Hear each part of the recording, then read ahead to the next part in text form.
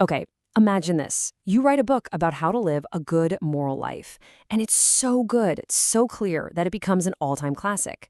Now imagine you, that same author, get excommunicated, called a heretic, and basically run out of town by the biggest religious leaders of your time. And this isn't some made-up story. This is the real, fascinating life of the 18th century genius Rabbi Moshe Chaim Luzzatto.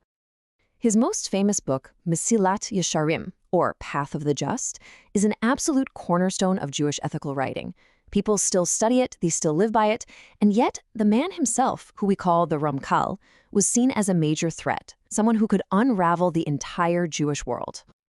So what's the deal here? How can the same person write this universally loved guide to being a good person, but also have ideas so radical they scared the daylights out of the establishment?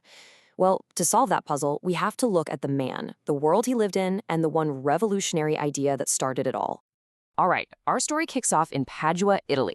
This is where a young prodigy named Moshe Chaim Luzzatto starts making waves.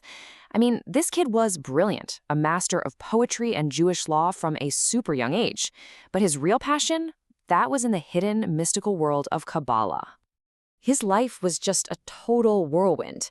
It starts with these incredible mystical revelations in Italy, but that leads directly to him being excommunicated and forced to leave.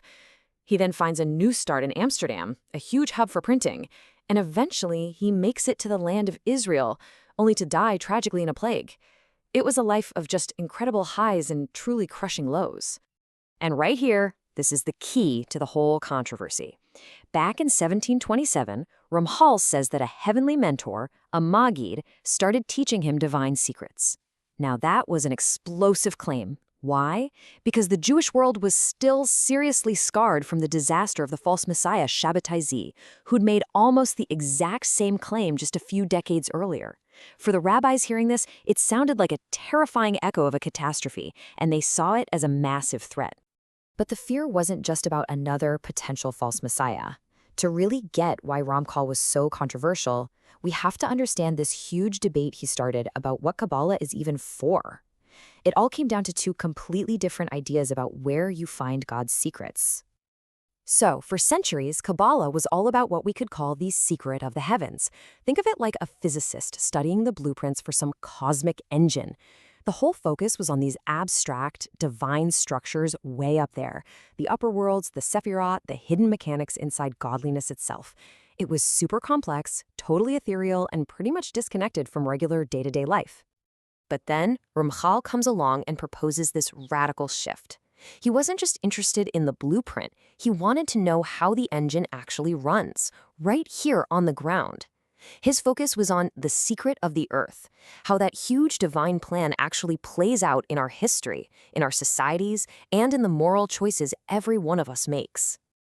And this is the crucial point. While classical Kabbalah was studying the abstract blueprint, Ramchal wanted to give us the owner's manual. He was arguing that all those mystical concepts, the Sephirot, the divine names, they weren't just abstract ideas. No, they were a language, a code, for understanding how God runs our world, right here, right now. He was making mysticism deeply, and for some people, dangerously relevant. So after being forced to shut down his mystical school, Ramchal moves to Amsterdam. But you just can't silence a mind like his. Instead of giving up, he did something brilliant. He repackaged his revolutionary ideas into forms that the world could actually accept and understand. And his genius was just on full display. He wrote these amazing allegorical plays, systematic books on theology, and of course his masterpiece, Mesilat Yesharim, which on the surface looks like a simple guide to being a good person.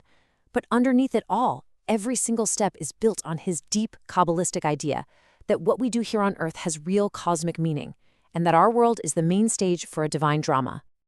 In the end, though, history totally vindicated him. The Vilna Gaon, who is arguably the most respected and intellectually powerful sage of the last 500 years, he saw what Ramchal's own generation had missed. I mean, this quote is just a stunning reversal. The very figurehead of the intellectual world that had condemned Ramchal says he would have walked to Italy just to learn from him. Wow. So what is Ramchal's ultimate legacy? It's not just his incredible books, it's this fundamental change in perspective that he sparked, one that honestly still influences how we think today in some really profound ways. This right here is his enduring gift. He taught us that the search for holiness isn't just about trying to ascend to some other world. It's about looking around us, at the big sweep of history and the small details of our own lives, and learning how to read the divine story that's being written every single day. He gave us the tools to find ultimate meaning not by escaping the world, but by engaging with it more deeply than ever before.